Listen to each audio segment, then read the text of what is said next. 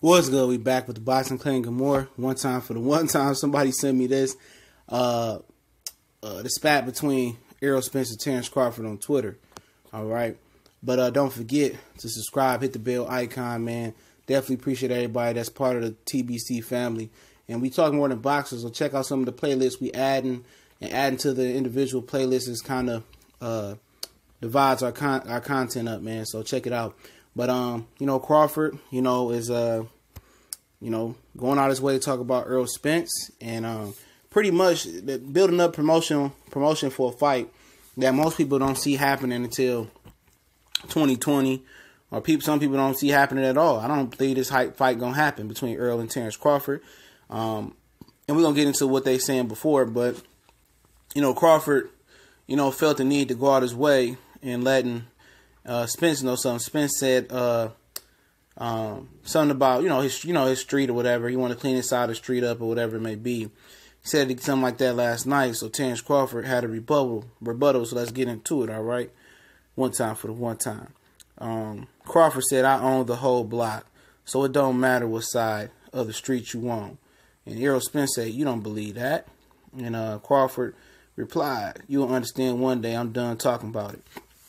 See, the thing about this is, man, Errol Spence, all right, for people that's hardcore fans to understand the politics of this boxing, about 4, 5, 6 years ago, we called it the Cold War, the divide between promoters, the divide between Al Haymon, Golden Boy, and Top Rank, the Cold War. And most people thought the Cold War would never end, and it kind of broke up, but it's still like, now it's a network Cold War.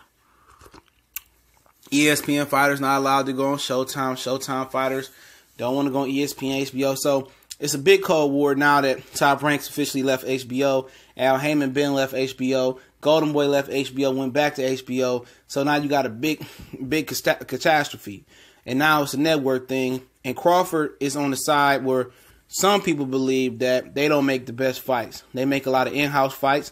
And Crawford is about to fight another in-house special come October 13th, I think it is, in Omaha, Nebraska, possibly versus Jose Benavidez. Also, Carlos Adames was supposed to fight last night. He pulled out with an injury. All right, so most people already know that Bob Arum doesn't want his fighters to cross the gun line. And not only just insinuating that, he said it. He said he's not sending his fighters over to Showtime doing 500, 600,000 views on HBO when they can do unlimited views on HBO, which hasn't been true. He's been on par from that 500 to 700,000 range as well. Okay, so that's what the business is, man, right there. So he ain't doing huge numbers, and he has he has a big platform. You know what I'm saying? It's no subscriber base. It's no premium fee. It's basic cable on ESPN. All right. So, okay. So that's a lie. So basically, he don't want his fighters to go over Showtime, and we know that's to be true. But he has let Lomachenko go to Showtime. That's because Showtime had their belt. All right. Showtime had the WBO belt. They won a purse bid for Gary Russell and Lomachenko to fight for that belt. So that was the reason he let him go over there. So, man, most people already know that Bob Arum don't want Terence Crawford to fight Errol Spence right now. And Terence can talk all he wants to. And Errol understands the business too. So right now, them going back and forth way outside the future of the fight happening. It's just teasing the fans. The fans want to see the fight at some point.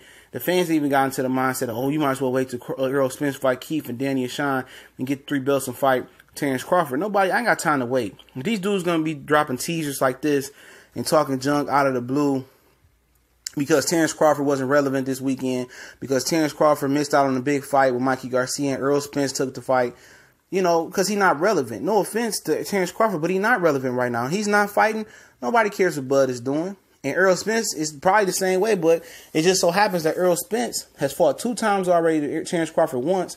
He's relevant right now. Mikey Garcia revived his name. He's relevant. All right. Now Mikey Garcia pressed him in the press. Now he's getting asked questions. Now his name is alive. Now he's about to fight his first pay-per-view versus Mikey Garcia. Terence Crawford is about to fight in Nebraska again versus a no-name guy. So he don't have the juice. So he got to latch on to Errol Spence's coattail to remain relevant right now.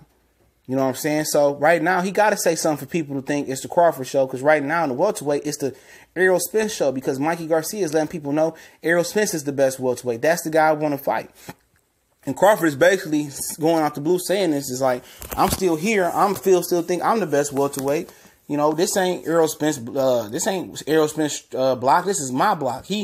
Both sides of the streets is mine. This is Crawford's, you know, kind of marketing the fight. But guess what?